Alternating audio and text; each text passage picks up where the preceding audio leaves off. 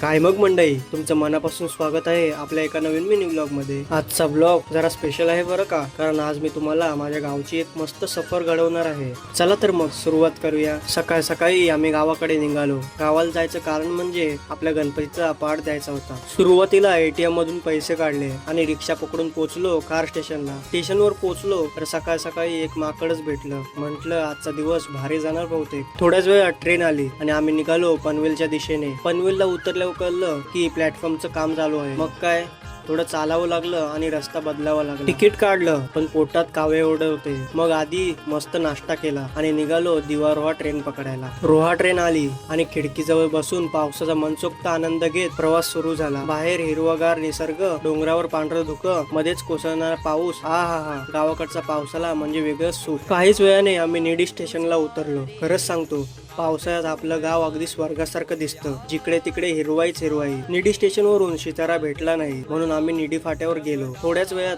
आपली लाडकी लालपरी आली आणि तिच्यात बसून आम्ही पोहोचलो यशवंतकारला। मामानी गणपतीचा पाट आधीच तयार करून ठेवला होता।